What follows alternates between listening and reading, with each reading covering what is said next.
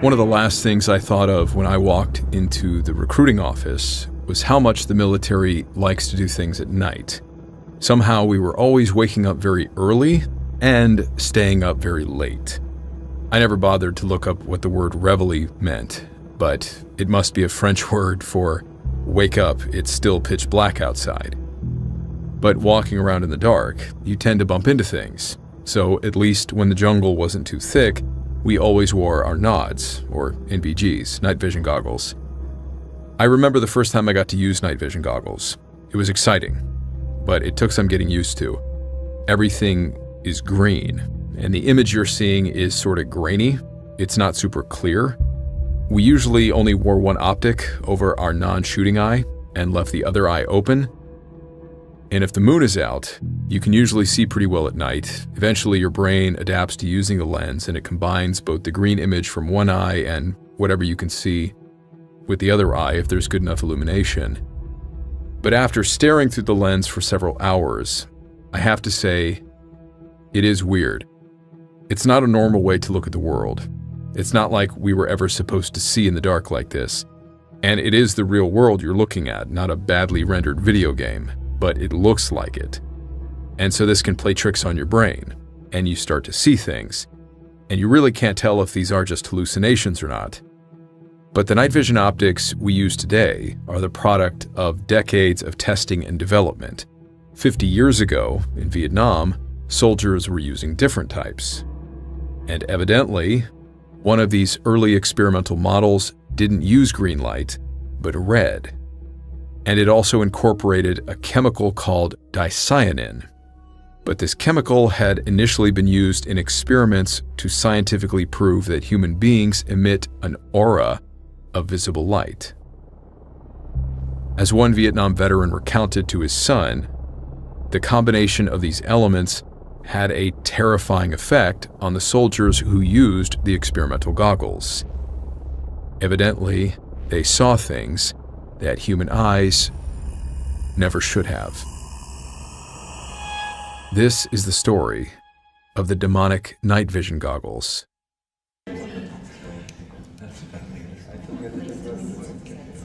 Friends, welcome. Tonight, we gather in this special moment to reach across the veil and open a door into the unseen.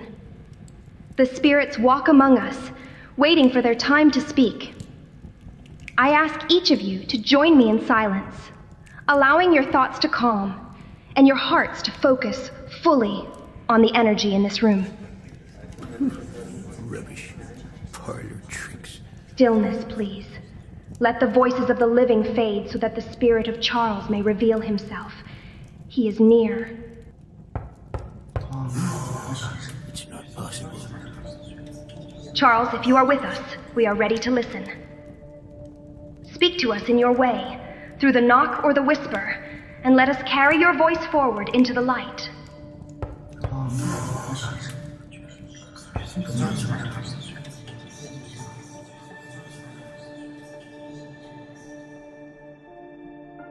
Around the middle of the 19th century, the Western world was in the midst of what was called the spiritualist movement. Spiritualism, which was basically a social religious movement, is widely believed to have started in the small town of Hydesville, New York in 1848, specifically when two young women, Maggie Fox and Kate Fox, made an astonishing claim. According to the Fox sisters, their house was home to the spirit of a man who had been murdered on the property some time ago. How did they know this? Well, because they had been directly communicating with him. The house was believed to be haunted when they first moved in. At least, that's what the neighbors told them. But when the sisters began hearing strange bumps and knocking sounds, the rumors seemed to be quite true. Kate Fox invited the spirit to replicate her finger snaps and was successful in developing a system of communication. When they started asking the spirit questions, they discovered it was a 31-year-old peddler named Charles B. Rosna who told them he had been murdered for his money and buried under the house. Naturally, these bizarre claims were met with skepticism, but when some of the neighbors also confirmed hearing the rapping sounds, the story gained traction. Neighbors reportedly uncovered fragments of hair and bones during excavations under the house, though later investigations describe these findings as inconclusive and possibly hoaxed. In any case, the whole thing garnered a lot of interest throughout North America and Western Europe. By the time they were both 18, the Fox sisters had gained fame as mediums and began touring and giving spiritualist performances, which were captivating to their audiences. The older sister Leah helped manage their careers. Maggie later confessed in 1888 that they had made up the whole thing, and the rapping noises everyone was hearing was their knuckles cracking. But her confession didn't stop the growing fascination with spiritualism. The possibility that we could communicate with the dead wasn't even a new idea, but in the second half of the 19th century, it had quickly become a fashionable pastime. Even Queen Victoria was holding regular seances in Buckingham Palace to speak with her late husband, Prince Albert.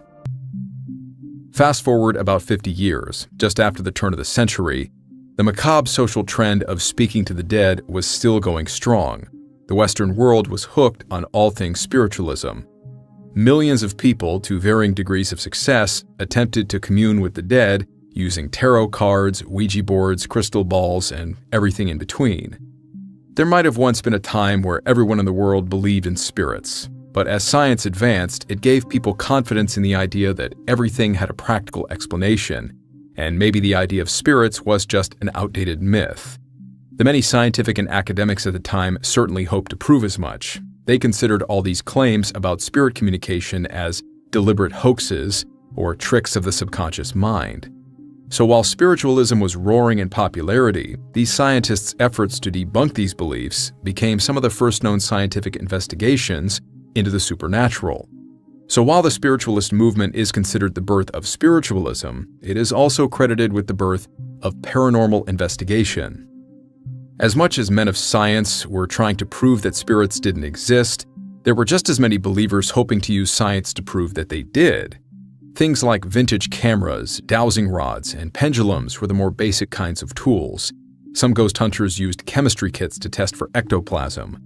But there were also electronic devices, many of which were intended to measure things that human eyes can't see, namely disturbances in the electromagnetic field, EMF meters, galvanometers, dictaphones, and sound amplifiers. But that was just it. With the exception of cameras, which took time to develop the photos, all of the devices being used were more for the ears than they were for the eyes. A man named Walter John Kilner would soon change this. He wanted to create a device that could visualize something that most people didn't even believe existed.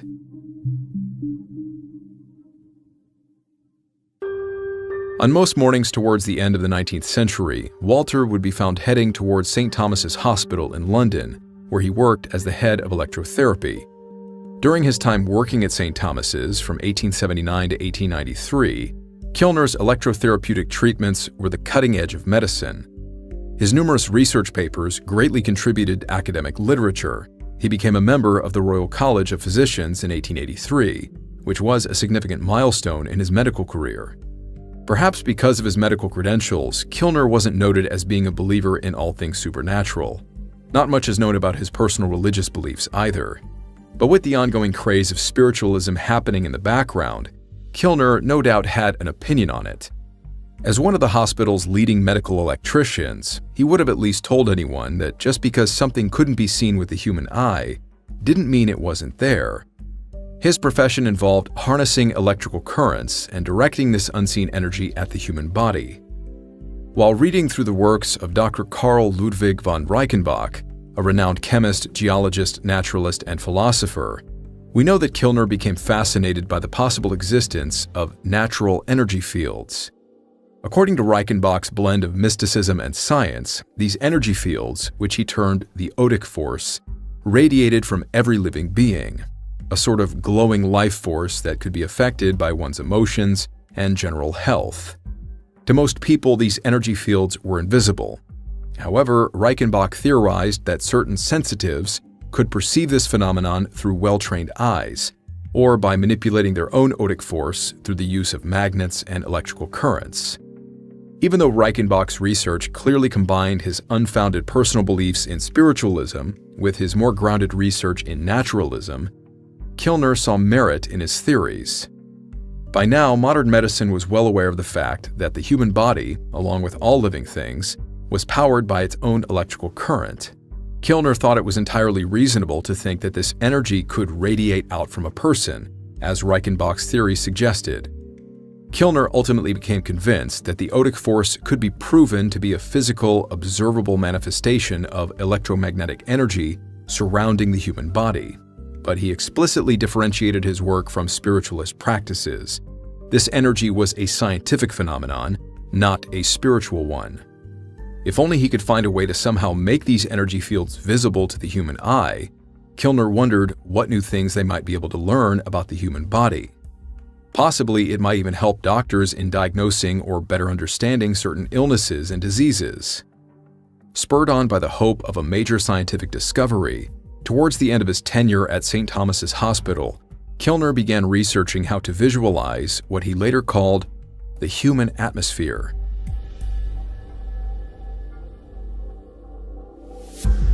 Kilner's early approach to experimenting with the human energy field was to use Reichenbach's suggested method of magnets and electrical currents.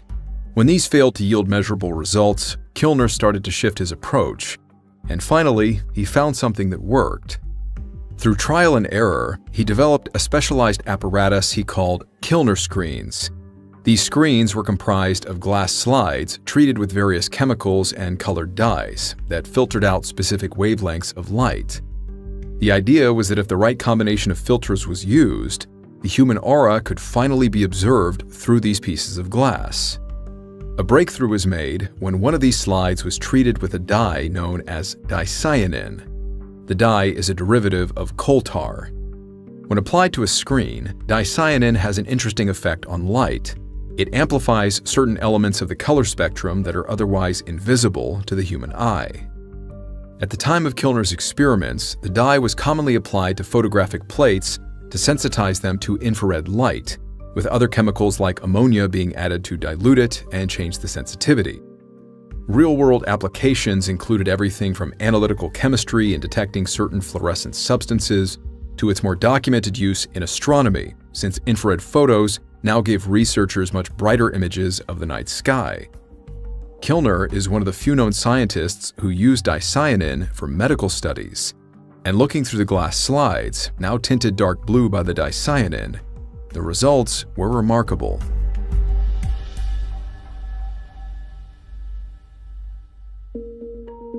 While the dye reduced the human form to a featureless black outline, the blue screen clearly showed a glowing emanation that appeared to radiate several inches from the test subject's body.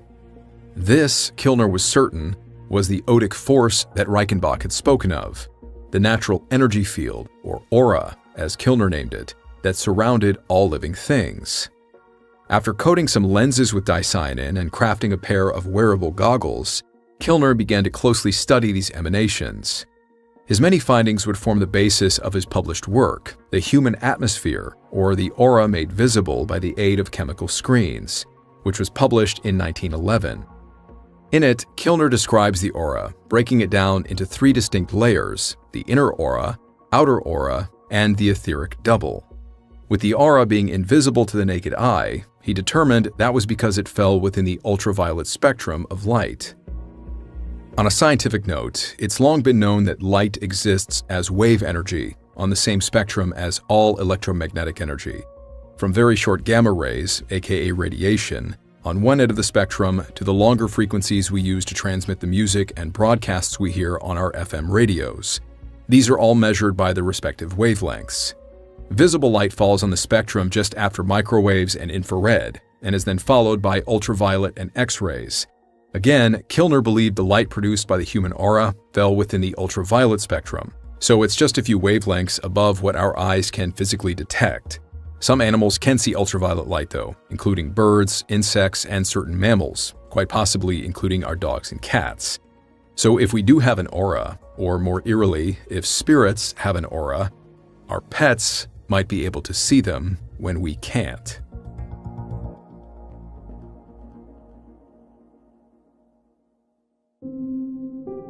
According to Kilner's research, after testing multiple subjects, he noted that these human emanations he observed were all unique to the respective individual, the aura radiance either dimming or expanding when influenced by emotions or changes to the patient's health. However, one notable thing that Kilner warned us about is that the goggles he used to study these emanations were quite dangerous. Due to the toxic nature of the dicyanin dye, Kilner eventually discovered that long-term exposure to the chemical often resulted in intense eye pain, headaches, and even permanent vision loss. Because of this, Kilner advised that this eyewear should only be used as a way to gradually train the wearer's eyes, with the intention of the person eventually being able to see the energy fields without using the goggles. Following its release in 1911, Kilner's research generated a fair amount of publicity and interest, especially among the more spiritually minded readers. But it didn't take long for skeptics to start poking holes in his claims when other researchers attempted to replicate his experiments. Kilner's theories were fairly grounded, but the evidence he presented was largely anecdotal, entirely based on his own observations, which apparently could not be recreated easily. Many dismissed his findings as artifacts of optical illusions or physiological effects. A 1912 review in the British Medical Journal remarked that Kilner failed to provide convincing evidence of the aura's existence as, quote, a purely physical phenomenon. Despite Kilner's sincere efforts at scientific discovery, the human atmosphere was widely regarded as pseudoscience. Unfortunately, if there was any hope of defending his research, either because of his advanced age or declining health, Kilner never had the opportunity to do so. Just 9 years after publishing his work, Walter John Kilner would pass away at the age of 73. Kilner's lack of engagement with critics and his failure to defend or clarify his findings led to the scientific community viewing his work with suspicion and skepticism. As such, his posthumous reputation largely faded over time. But apparently, certain aspects of Kilner's research would live on, though likely not in the way he was expecting or hoping for. Specifically, there was a very strange and honestly terrifying story that is said to have taken place during the Vietnam War. Some of the greatest advancements in technology have happened because of wars, everything from wristwatches to GPS and the internet. In the 1960s, the government was evidently investing into the creation of wearable optics that would allow their soldiers to see in the dark, something the guys fighting in Vietnam really could have used. The problem was, the Army was evidently using Walter Kilner's research. And if the dicyanin-tinted lenses of his goggles could allow people to perceive the invisible human aura, what else would they see?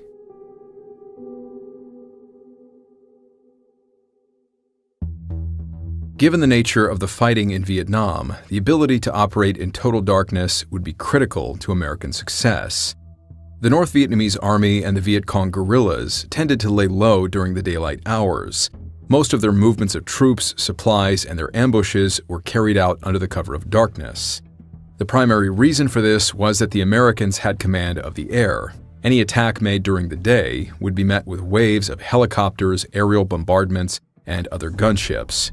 But the pilots couldn't see very well at night, so once the sun went down, the Americans' remote outposts and fire bases immediately became vulnerable to coordinated attacks. Having arrived in Vietnam in the spring of 1965, it didn't take long for the American soldiers to realize that the Vietnamese owned the night. And even during the daytime, despite their superior air power, the Vietnamese often had the cover of jungle and entrenchments. Plenty of helicopters went out to drop off troops and supplies and medevac the wounded, and never made it back, shot to hell by overwhelming enemy ground fire. So, American pilots were still flying at night. The cover of darkness worked both ways, and in spite of the obvious risks, they just required a large amount of training, experience, and reliance on their flight instruments. Pilots with enough flight hours would eventually develop a sense of spatial awareness, and otherwise flew at higher altitudes and used radar to map the ground below them. But overall, if they could see, it would make the war a lot easier.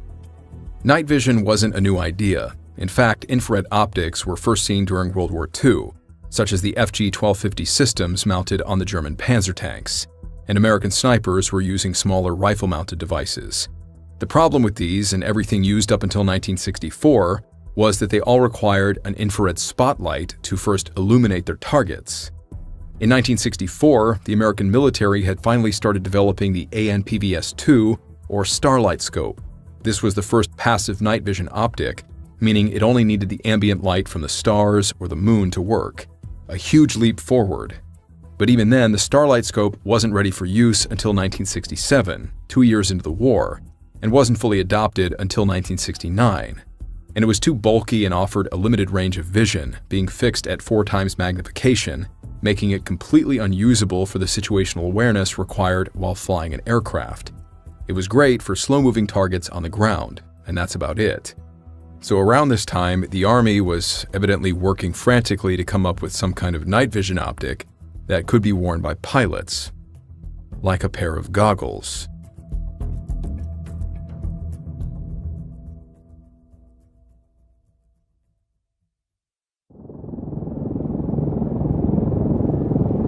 All right, boys, time to play with the new gear. Gunners, you ready to switch those things on? Yes, sir. Yes, sir. All right, go ahead and switch them on. Let me know what you're seeing. Oh, wow. Yeah, this is crazy. What is it? Everything's just... Well, it's red, sir. Yeah, they did mention that in the briefing. Maybe it's easier on the eyes. How does everything look? How's the clarity? You think you'd be able to target anything with them? Yes, sir. With tracers, this would be a cinch. But with everything being red, the depth perception is a bit weird. Even at this altitude, it's hard to distinguish. Wait. What is... How would you compare it to the other scopes? Holy mother of... Cease fire! Cease fire! Damn it! What the hell are you shooting at? The story was shared by Cliff High, the son of a soldier who had served in Vietnam. He wasn't a conventional ground soldier. Having enlisted in the Army during the 1950s, Cliff said that his father received a battlefield commission to officer during the Korean War. Now in Vietnam, he would have been a field officer, possibly a colonel, overseeing one of the operational units in country. Specifically, although the unit name is not known, during his 3 tours in Vietnam, he was in charge of overseeing a number of technological projects. It was during one of these tours that his father's unit was tasked with a very unique experiment, the testing of a small batch of prototype night vision goggles that were issued to a select group of helicopter flight crews. As opposed to the contemporary version of night vision goggles, which use a green light, these optics being tested in Vietnam were filtered through the red color spectrum. Since red doesn't tire out the night vision capabilities of the human eyes, it's possible that this was thought to be a more tactical spectrum to use. Human eyes detect more shades of green than red, making the red color spectrum less dynamic, but the clarity was evidently decent. According to Cliff, the optics also had a secondary filter that flipped to a yellow spectrum for detecting heat signatures. There was only one problem. Possibly hoping to enhance them in some way, as the story is often told, these experimental night vision goggles had been treated with Walter Kilner's dicyanin solution, and the results were terrifying.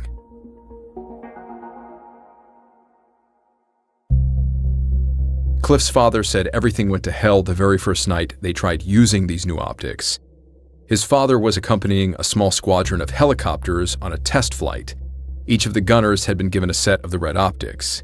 While flying over a peaceful area of the South Vietnamese countryside, the gunner on the right side of his helicopter suddenly opened fire, but not towards the ground. He was firing wildly off to the side of the aircraft.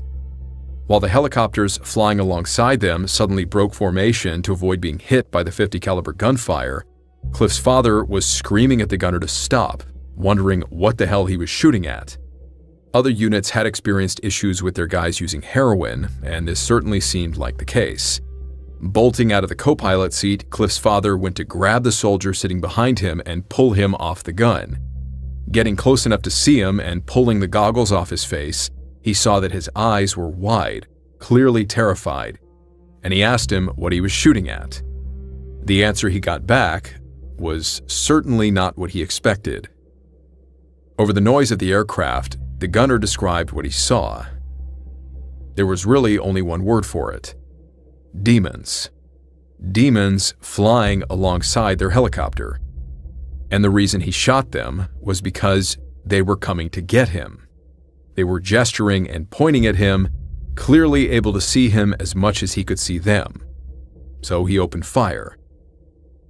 Cliff never mentioned what his father said after that, but it seems obvious that hearing this man's response about what he was seeing through the goggles would not have alleviated any concerns he had about the guy being a heroin addict. But Cliff did say his father knew he wasn't exhibiting any of the usual symptoms of a drug user. It must have been a rather awkward flight back to base after that, as well as the debrief that took place once they landed, and the other pilots were asking, "Why the hell were you shooting at us?" But that gunner would not be the last guy to see something akin to monsters or demons through the red lenses.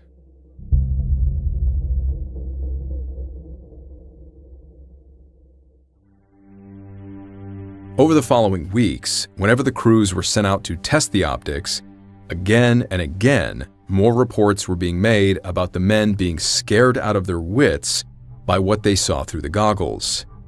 Because Cliff is telling the story secondhand, it's hard to say why the program wasn't canceled immediately, or whether the initial reports were even being taken seriously, or if these creatures were actually visible to everyone who used the goggles. It's possible that the higher ranks simply thought that everyone was on drugs, or they thought that the lenses simply had hallucinogenic side effects. But as the unit morale began to decline, with the psychological effects of wearing the goggles becoming increasingly apparent, officers and pilots were apparently told not to wear the goggles to avoid suffering these side effects. But Cliff's father eventually just grabbed a pair, wanting to know what they were doing to his guys. And the experience haunted him ever since.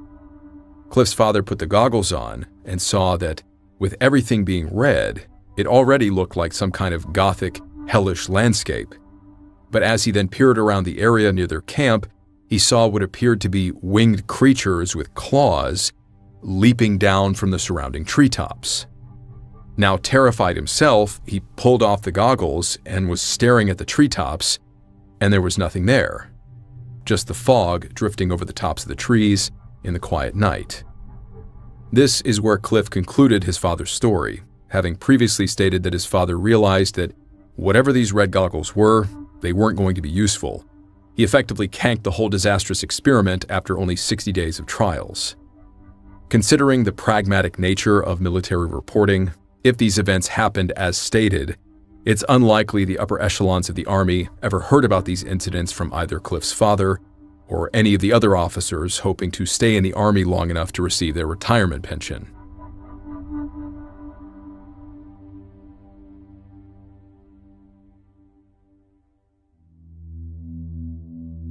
Since Cliff High's interview hit the internet in 2018, his claims about the red spectrum night vision goggles tested by his father and his unit have of course drawn their fair share of criticism. Through years of experimentation, green light ultimately became the ideal color spectrum for night vision. Between the cones and rods in our eyes, the rods are responsible for night vision and are most sensitive to green light. That means that in low light conditions, the eyes can discern more shades of green than any other color, providing greater detail and contrast. Green light was also found to be less fatiguing for the eyes compared to other colors such as red or blue. This is particularly important for prolonged use of night vision devices, as it helps to minimize eye strain and discomfort. But it's not as if this debunks Cliff's story. He himself calmly stated that his father said the red spectrum was experimental and that the technology ultimately went to green. But it does seem that he suggested the military switch to green because of this incident. All available records do seem to indicate that green light was the initial color chosen for the first generation of passive night vision goggles introduced during the Vietnam War in the 1960s. But then again, if the red lenses caused terrifying hallucinations, or literally allowed men to see into another dimension, it's not like this would have been publicized, and maybe the men who experienced it largely refrained from speaking about it, as is the case with many strange experiences and encounters by military personnel who are hoping to maintain a reputation of sanity. Following the release of Cliff's story, there have been other Vietnam veterans, many of them helicopter crew members, who voiced their opinions about the story, saying they never encountered red night vision goggles and that helmet-mounted optics were incredibly rare at the time. Then there's the reported use of dicyanin dye that, according to some versions of this story, was responsible for the goggles' distinctive red tint and supernatural qualities. But I listened to Cliff's interview, and he never once mentioned Walter Kilner or dicyanin. As with other bizarre stories, the story of the demonic night vision goggles seems to have been changed over the last few years of retellings. Since Cliff never mentioned dicyanin when recounting his father's story, it initially seemed that someone had intentionally or unintentionally combined the Walter Kilner story with this one, maybe to offer an explanation for why these goggles could see demons. But some of the information just didn't add up, for instance with Kilner's goggles being a dark shade of blue, not red. Strangely enough though, there might actually be a lot of documented truth behind Cliff's story about demonic night vision goggles. After some research, I stumbled across a very interesting document that seems to answer the question of where this story got mixed up. It's a research article published by the Department of History at the United States Naval Academy in 2017. It's titled The Secret of Seeing Charlie in the Dark, written by Richard A. Ruth. The subtitle is The Starlight Scope, Techno-Anxiety, and the Spectral Mediation of the Enemy in the Vietnam War. As mentioned earlier, the Starlight Scope was the rifle-mounted optic that was used in Vietnam from 1967 and onward. And again, it was the first passive optic used by the American military, meaning you didn't need an infrared spotlight to create light for the scope, but just enough ambient starlight or moonlight. The article is over 60 pages, but in short, the introduction of the Starlight Scope to soldiers fighting in a war was highly problematic. While the article does talk about the tactical advantage the scope gave soldiers, it primarily addresses how the scope imposed, quote, psychological and physical burdens on the users, creating anxiety and moral dilemmas. So what was the problem? Well, the overarching point is that these guys weren't used to being able to see at night, and now the scopes made it very easy to see in the dark. But everything was green, and the optic gave everything an eerie, ethereal look to it. It would have been the most unusual thing these guys had ever seen. While functionally useful, these guys were already run ragged by the war, and now they spent night after night, exhausted, staring at a green landscape that looked like another dimension, and trying to kill anything that looked like an enemy soldier in that dimension.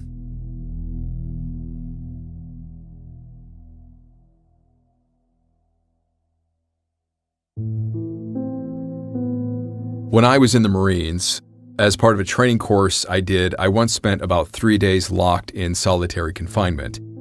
They put each of us in a dark room, about 4 feet by 2.5 feet, it was more like a box, with nothing but a piece of wood to sit on and a bucket in the corner to pee in. And we had to ask permission to use the bucket. It was very degrading. The only light coming in was through a small crack under the door, and they didn't let us sleep. Oh, I fell asleep, but they checked on us every few minutes, and trust me, you didn't want to let them catch you sleeping. They had a little peephole in the door where they would check.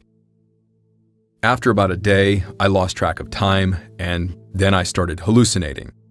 This was training, and they told me beforehand that this would happen, and I realized they were not lying.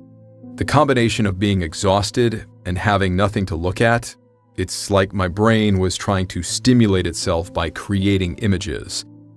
But I knew I was just imagining things. I watched a tree growing in a grassy field, and then a girl with a wicker basket in a dress running across the field, and then the tree morphed into an old man smoking a pipe, things like that.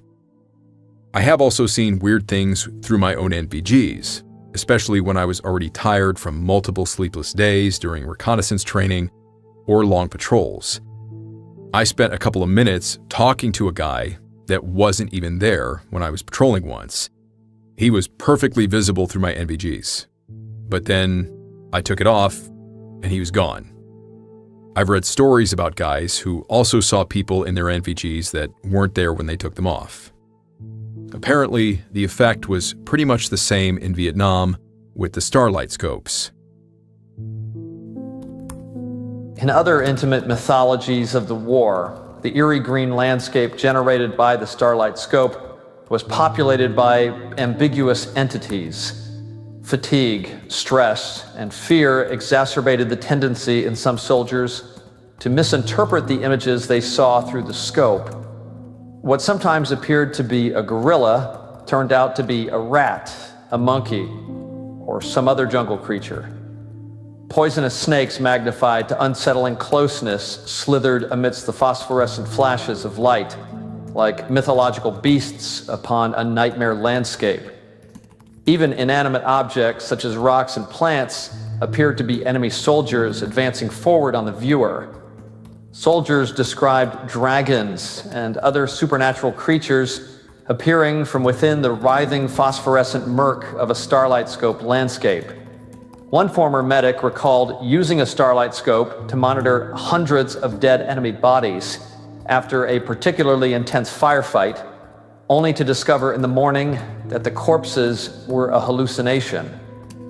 Another soldier likened the explosion of moving light dots to a landscape that seemed to always be snowing. R.L. Shreedley, who as a U.S. Navy commander served as a staff historian for Commander Naval Forces Vietnam under Vice Admiral Elmo Zumwalt Jr. in 1969, described just such an illusion while observing sailors doing reconnaissance aboard a river patrol boat. You take your turn on the starlight scope, Shreedley writes, and viewed in its eerie green glow, everything on the bank seems to move. Bushes become animate. The device transformed the nightscape into something akin to an LSD hallucination. In a telling anecdote included in his celebrated wartime study, Dispatches, the journalist Michael Hare describes a long-range reconnaissance patrol soldier who took drugs by the fistful so that the jungle at night would appear to him as if viewed through a starlight scope. In combination with reading this article, I watched an interview with a Vietnam veteran where he recounted how his platoon commander had given him something called stay awake pills to keep him from falling asleep at night. He said they really worked. He would spend days awake taking these pills. When he was sent back to the US, he threw the remaining pills in his bag, thinking he might have some use for them. And everyone going back to the US was of course being screened for contraband. So when he passed his luggage through, a lieutenant found the pill bottle and asked him where the hell he got it. He told him the truth and said that these were issued to me, and that his platoon commander had called them stay awake pills. The lieutenant doing the screening then looked over at another officer nearby, his eyes now wide, and then back at this guy, and he told him, "Sergeant, this is speed."